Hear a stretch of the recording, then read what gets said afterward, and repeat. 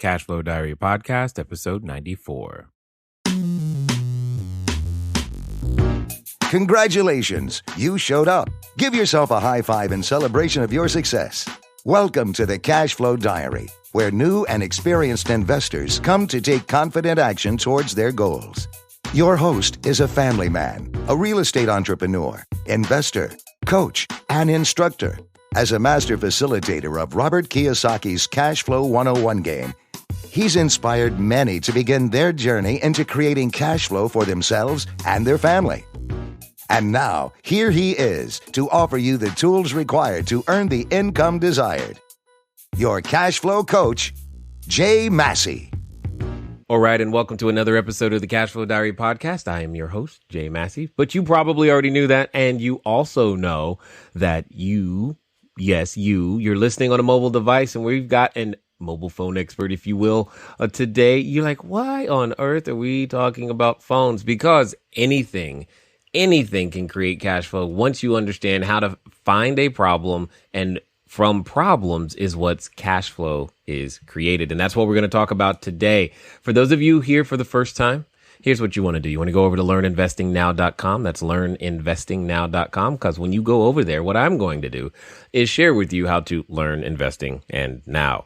And most importantly, many skill sets are required to become that competent investor, and we're going to do our best to share many of those with you as much as we possibly can, cram it into your brain, and help you begin your journey.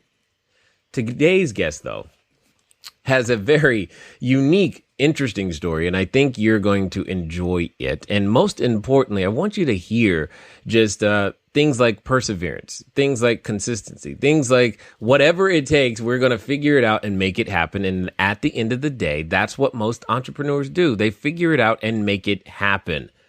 One of the things that I personally love about this, the guest today, is just how persistent, consistent, and most importantly, she refuses to quit. And I love people who refuse to quit, because that is the essence of what it takes to make anything happen.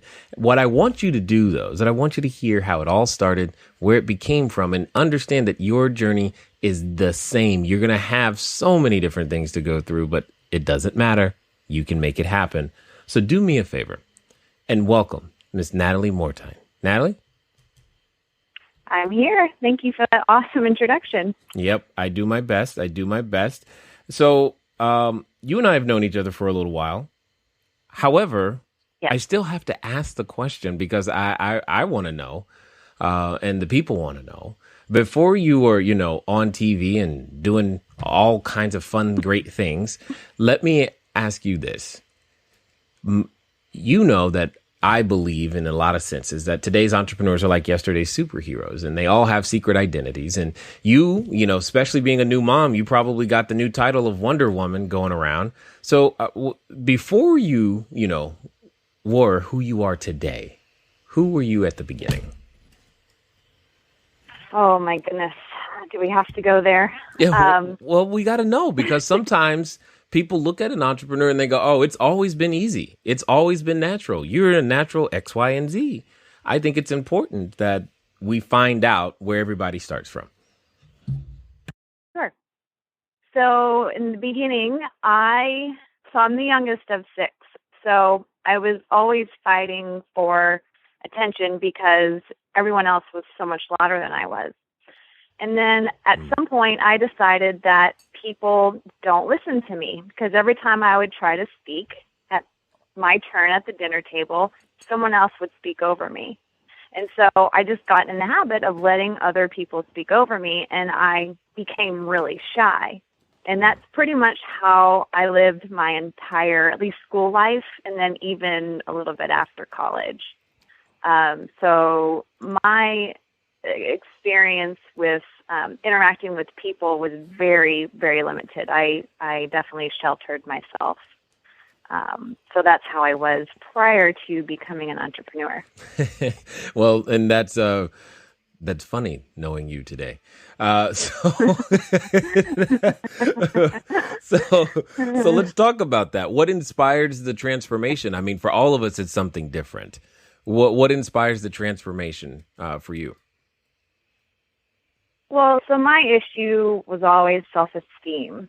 And at some point, I decided, why am I like this? And I kept asking myself that question, and this was about college, around college time. And finally, I decided there is no answer, and there is no reason that I am this way, like that I can't even approach somebody and say what I want or need. Wow. And so it was years. It took me years to get out of that bad habit of, thinking that I wasn't good enough to even say what I wanted or what I wanted to do. And, it was just a matter of getting involved in activities and really just forcing myself, especially I've always been in sales positions. And it was just years of just talking to people, trying to figure out what I liked to do, what I wanted to do. And, it's just kind of like a process of elimination. And then finally I decided I need to be a business owner. Nice. Now, I guess my question, something you said that I think most people don't think go together is how can you be shy, as you were saying it, but yet in mostly sales positions? How does that work? It doesn't work very well. To be honest with you. Sounds like there's a story there. Yes. I did just get really good at making requests of people and then just doing it a lot. So at some point I had to force myself to get on the phone and make those calls that I needed to make sales or, meeting one-on-one and getting to know people. I can't say that I was great at it at any point in time, but, I just did it anyway. And eventually I got more comfortable with it. You're right. It's like it wasn't serving you to not be that way, or to be shy. So you had to figure out, hey, I like eating. And I know you enjoy right. eating too. I do. I love eating. So it's like, what are you going to do? You're in that situation. So tell us, if you will, how on earth do you end up with cell phones and doing that as a business and tell us, you probably should describe a little bit more about what it is that you guys do today and how that path, how do you end up there? Because most people, I didn't wake up one night and say, hey, I can't wait to do real estate. That didn't happen. It was kind of a series of things that led to the ultimate outcome. Right. Okay. So what I do is with my husband, we own a business called Elite Phone Buyers. And what we do is we buy new, used, and broken smartphones, iPads, and MacBooks. We will buy them from individuals, and we'll also buy them from companies, more than one at a time. And where that idea came from is actually my husband's brother was doing the same thing in Phoenix. And we knew that he was doing really well with it. And I wanted to start a business. I just didn't know what I wanted to do. And what's crazy is I always knew that I wanted to marry someone that was also an entrepreneur, and I knew that I wanted to start a business with him. Little did I know it was going to be the man I married, but, it worked itself out. So just having the inkling of I want to start a business, I want it to be with my husband, even though to some people that sounds really crazy. And then having a background in sales helps, in marketing, because you have to market yourself. That's huge. No one's going to know what you do if you don't tell anybody. Right. So from there, it just took off. We took a risk and we started telling people what we did, and immediately it started to work, and here we are. So if I understand you correctly, you take other people's trash, make it your treasure, and develop cash flow. That's what I'm hearing. Exactly. I love it. I love it because that's it. I mean, at the end of the day, how many of us are out there right now? You're probably listening to us right now on your iPhone, iPad, or something. And you're like, yeah, I do have like 4 phones on my desk and I haven't done anything with them. And the point I'm trying to make is when your cash flow lies in some of the most obvious places. You're just not thinking of it, or sometimes we're thinking too hard, especially as in the United States. We feel like we have to work so hard to come up with that super great business idea, but yet something as simple as, how about we just buy your used phone, becomes a business. I find that awesome. Exactly. And I thought really hard, trust me. I came up with so many ideas, and my husband was just like, well, how are you going to make money doing that? And I would just say, well, I don't know. So, let's not talk about the money thing. Process of elimination. Right. Let's just do something. It doesn't matter. So what are some of the other things that you thought of? Please share. What are some of those other great ideas? Oh, the one that stands out in my mind as probably the worst possible idea is being an organizer for small business owners, which itself is a great idea, but for someone like me and my husband, it's not the best idea because we are not the most organized people in the world. Okay, keep going. This is good. Probably something involving animals. I think I had thought of walking dogs. I don't even know what you call that business, but there was that, daycare, things like that, things where you have to work really hard if you're running it yourself, but also things that we weren't really inspired by. Just, I was really looking at the numbers versus what would be something that we could really enjoy doing. Awesome. I love what you just said there. See, you were focused on the numbers, but yet so how does, please tell me, how does cell phones inspire you exactly if you're not looking at the numbers? Because many of us make this, we have that issue. We go, hey, I at least hear how it presents itself in my world. Jay, what strategy in real estate's the best?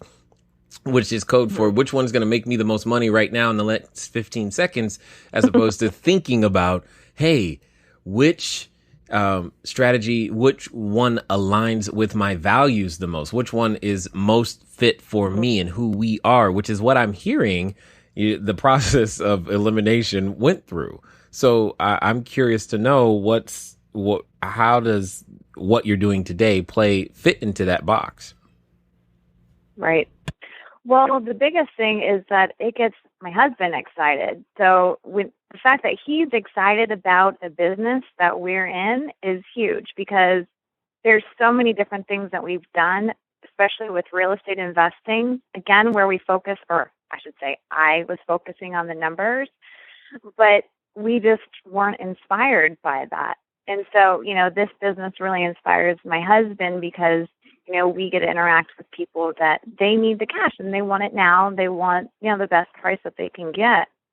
And for me, what I love about this business is that I get to go out and do the sales and marketing. So I get to acquire new customers by joining networking groups and interacting with some really cool people, or being interviewed on Channel 5 News, which is a local news station here.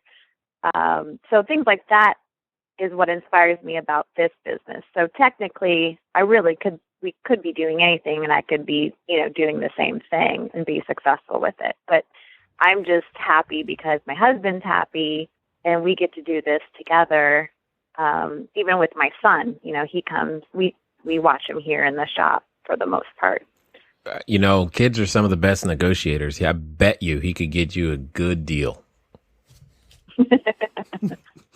So yes. with that, I love a lot of what you're saying is so true. The skill sets that we have are transferable, and oftentimes what we are currently doing isn't what we should be doing, and then we feel like, oh, I've got to quote unquote start over. How did you deal with that? Well, I didn't focus on that. So, I just realized, you have to start with where you're at. And there really is no starting over, I feel like, because I feel like all of your previous experiences lead you to where you are today. And so even if you're struggling, trying to figure out what to do, out of all that struggle, like this was the easiest decision we ever made. And we just started doing it. So at some point things start to flow. But I just don't feel like there's such a thing as starting over. Hey, I'm with you on that one. It all adds up. So to speak, it all adds up. So when you say, you get the opportunity to do the marketing and sales, what about, what are the super secret techniques that could help us all be excellent marketers and salespeople of our own small business? Well, I think first off, you need to find something that people need and that people want. So I would say that would be number one. I need my cell phone. That is for sure. There is exactly. No doubt about that. I don't know when that became a necessity, but it's right up there with breathing. That's for sure. So right. It's really high. Exactly. So that's something you want to start with. And then really from there, it's just a natural conversation. I mean, just go out there and start talking to people, and other people will give you ideas on what you need to be doing. But really take advantage of social media, your friends and family. Tell them what you're up to, and if they want to support you, they will. And if they don't, well, they'll come around eventually. But just find people that want to help you succeed, and then things will just grow naturally from there. So here's a question then. If you had an opportunity to talk to the Nathalie of a few years ago and tell her what you just said, wouldn't she say, but I'm shy, I can't talk to people? No, I wasn't that shy 2 years ago, but okay, maybe go a few more years then. Yeah. I don't know. That's kind of hard for me to think that way. We just erase all of my previous experiences and answer from how I was 10 years ago. Yeah, I don't know how to really respond to that. Well, and that's, I guess that's kind of what I'm saying, is that you're not that person anymore. The point is what we often imagine we can achieve. It's not that it's not achievable. It's that we must become a completely different person. In your case, by your own admission, you have trouble even thinking that way anymore. It's like, I don't even know how to relate to that person at this moment without all those experiences in the middle. And so where on earth does one develop the courage to go through those experiences? Because I'm guessing all of your experiences were 100% positive, right? Oh yeah, 100%. And I live on Pluto, so right, exactly. So how do you develop the mindset necessary to go through those experiences? Because not every offer is accepted, not every person says yes. What's been the secret to persevere for you? I don't know why that's such a hard question. I don't know. I don't know what the secret is today. That's fine. I just know that, if I had to answer, I would say it really is just experiences.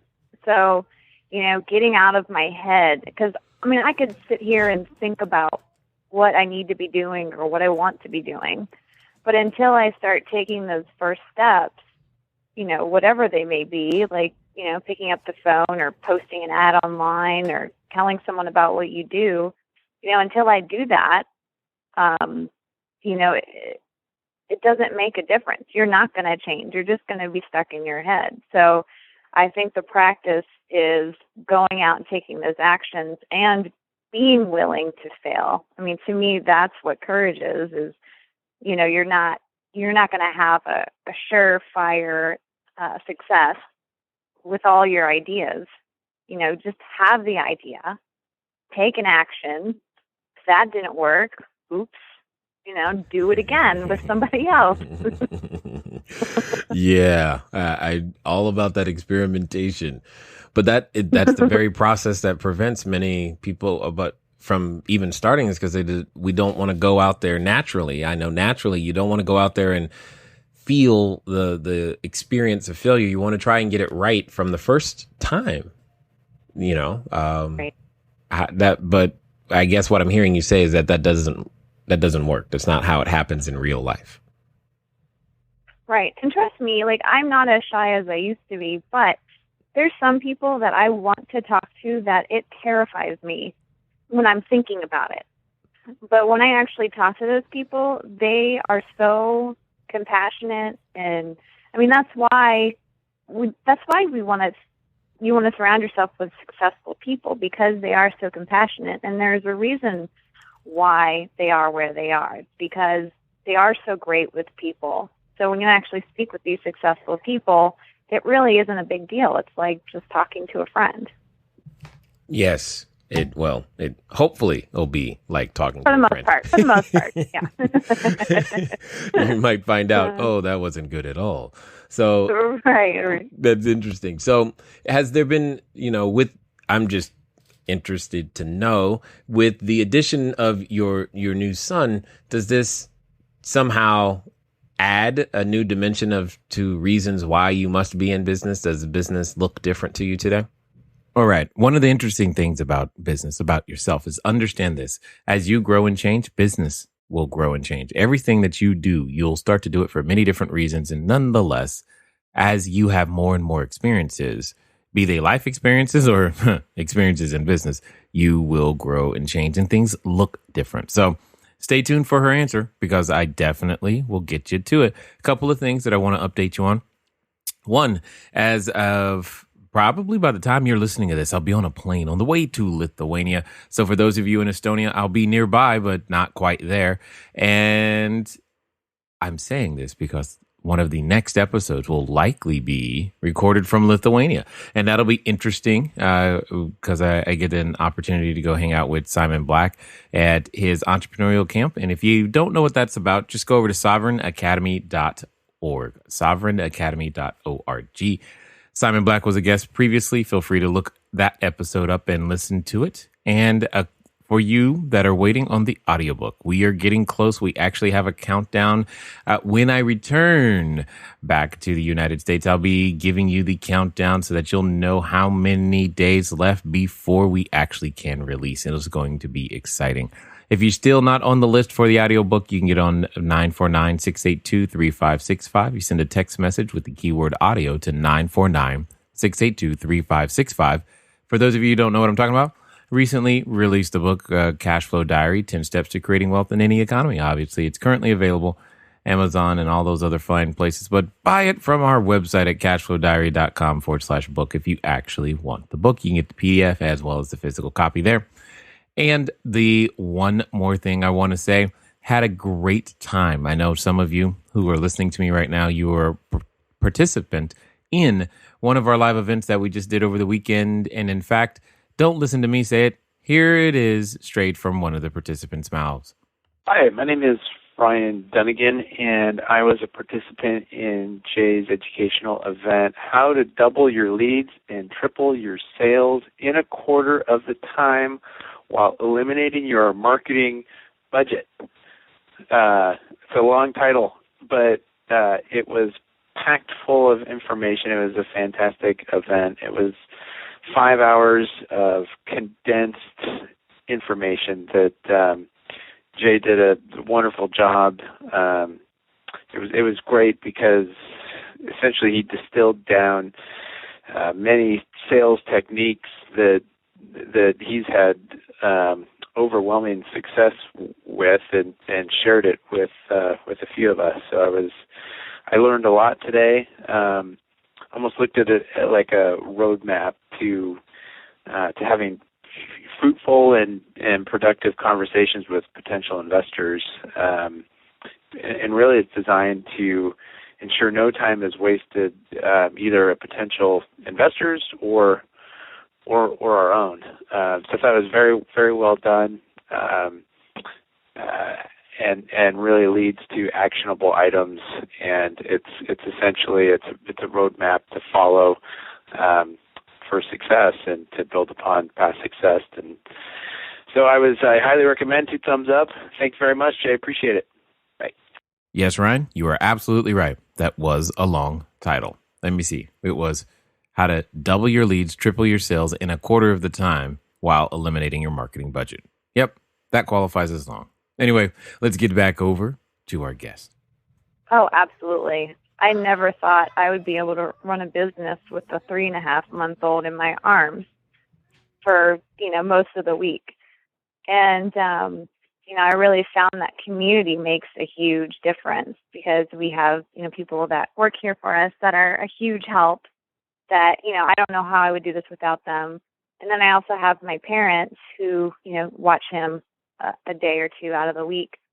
And I never thought I would have my son sitting in my lap during a meeting where I'm either trying to sell the person something or they're selling something to us. And just having him sit there and listen and make them laugh and get all googly while they're trying to be, serious and sell me something. When they're, my son smiles at them. And then all of a sudden they're like, oh, you are so cute. You're so adorable. And by the way, I think you should buy this gadget, blah, blah, blah. So I told you kids can close. See, kids are closer. Oh, my gosh. I had no idea. Now, all you got to do is get a puppy and add a puppy and a kid and you're golden, Oh, my gosh. You can take over the world. That's all it takes. It's put a kid and a puppy in your marketing. You're done. It's over after that. So excellent. So what would you say in this journey of learning to develop cash flow, learning to make these things happen? What's been like the greatest skill set that you've had to obtain to make things work? I'd really say perseverance. I don't know. I feel like that is the most important skill that anyone can have.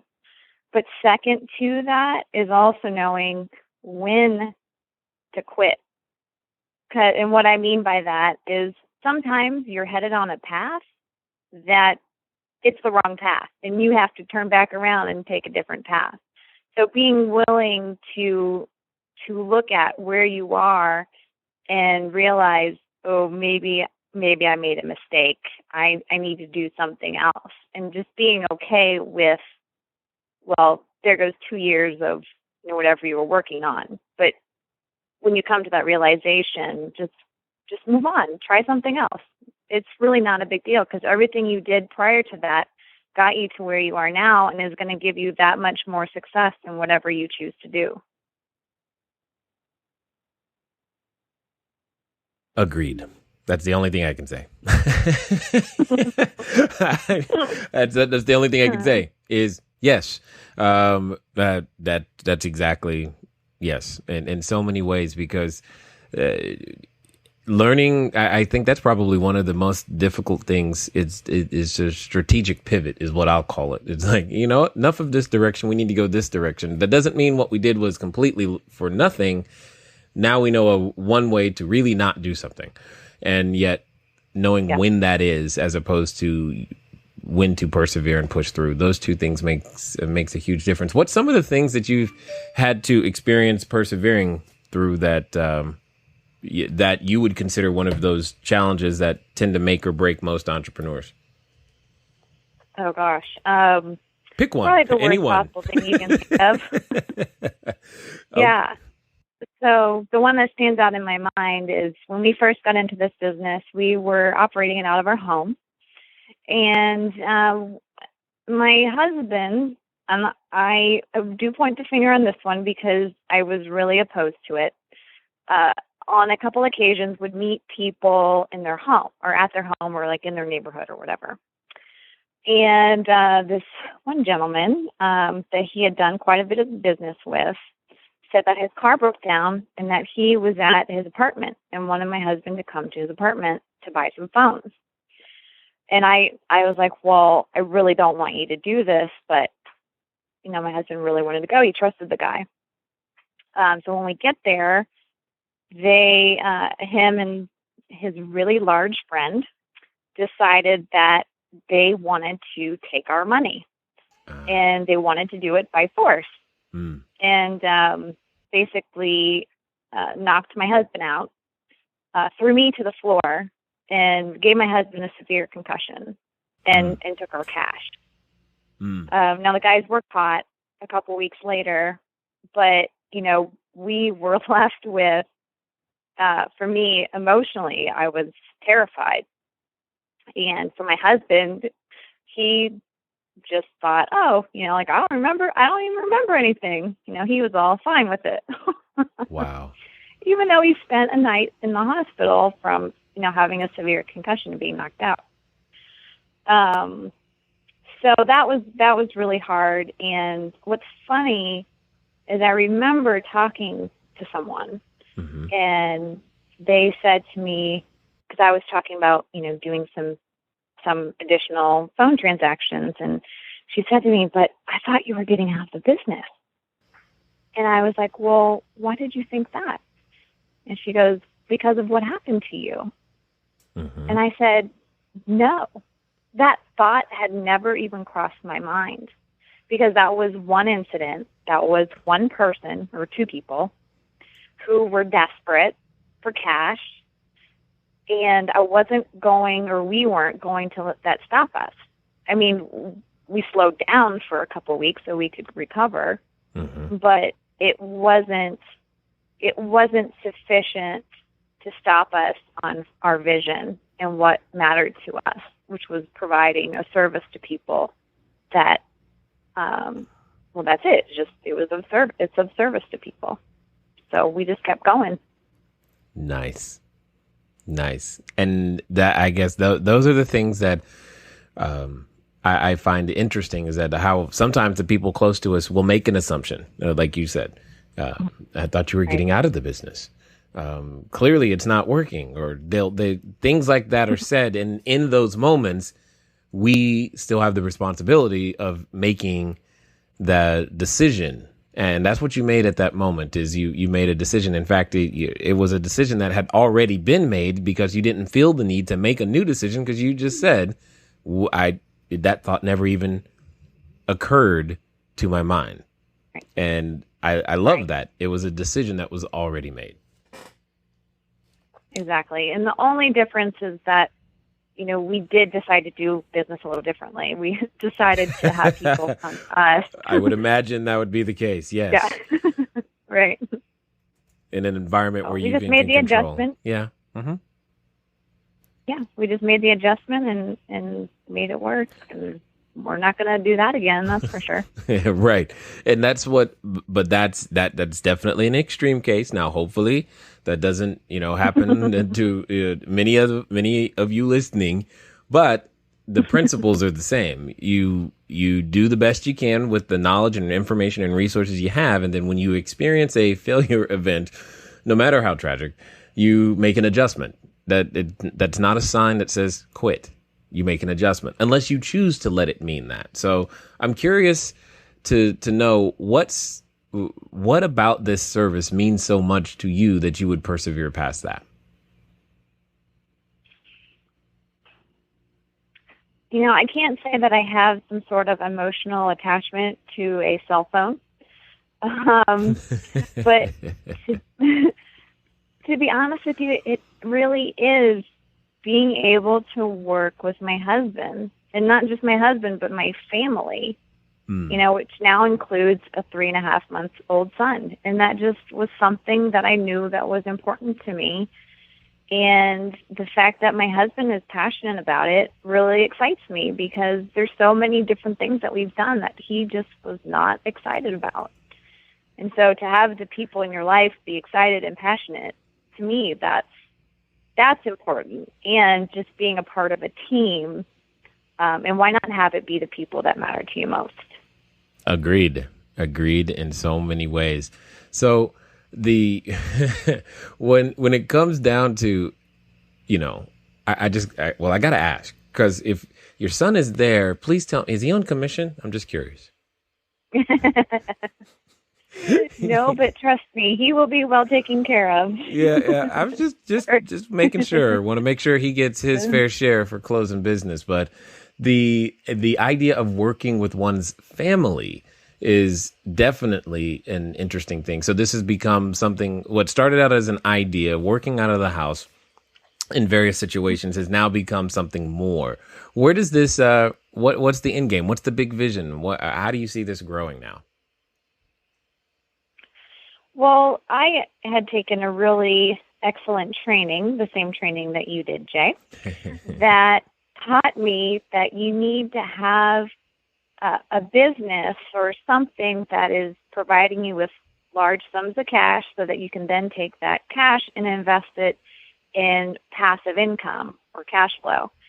And so this is just my way of expressing that, because I do want to own real estate. And I just recently realized and was willing to accept that it isn't going to be the cheap little houses that you rent out tenants, which is an awesome business plan. But for me, it's owning vacation homes. Nice. You know, all around the country and even in other countries. And even if I just broke even, I really don't care. I just want to, you know, be able to experience that. So to be honest with you, that is why I do all of this. Plus, you know, being able to contribute to my community. I don't feel like the money that we make is necessarily ours, like we make it, but whatever we profit from, you know, you need to express that gratitude in some way. And the best way to do that is to share it with the people in your community and the people you care about or that you will care about. And that's for me, that's what's true for me. So, you know, we are heading in that direction to the point where, you know, we can have a self-sustaining community because, you know, we're a small business and we can provide that for them because of our skill set, and then allow others to contribute to their community and feel like, you know, they have something worthwhile. So I hope that made sense. Yeah, makes perfect sense. In fact, I happen to know a guy who's working on a resort internationally that I think that qualifies as vacation housing, but maybe not. Anyway, the point I love is that what you're doing today is part of a bigger vision. And I think that's one of the things that helps all of us persevere through some of the greatest challenges that we might be facing in various ways is, you know, hey, I want this, but if we don't have something bigger in front of us, a grander vision, we may or may not persevere. And I think that's been a secret to your ability to persevere through, albeit difficult times, in other things that tend to happen, all those normal discouragements. So, as we end here, if I just got to ask if, you know, hey, if I got like 12 cell phones sitting around me or something, how do I get them over to you guys? How does that work? What do we do? Well, we are on Facebook and we also have a website, but our preferred way to have people contact us is just to call or text us with what kind of phone you have. And we'll ask you some questions about it, about the condition, how many gigabytes, what model is it. And if we determine a price and you aren't local, you can ship us the phone. Or if you are local to Cincinnati, you know, you can meet us here at our shop in Springdale, Ohio. Excellent. And what number should I call or text? Let me give you my husband's number. That would be 513. It's area code 513-293-9556. Okay. And his name is Ben. Excellent. And one more time, the Facebook page is what? It is facebook.com/elite, ELITE, phone, PHONE, buyers, BUYERS. Got it. Excellent. Thank you very much. And I appreciate you taking some time to invest here with the Cashflow Diary audience and just sharing with us what it takes to get started, stay started, and be focused and move forward. One last thing you'd like to share?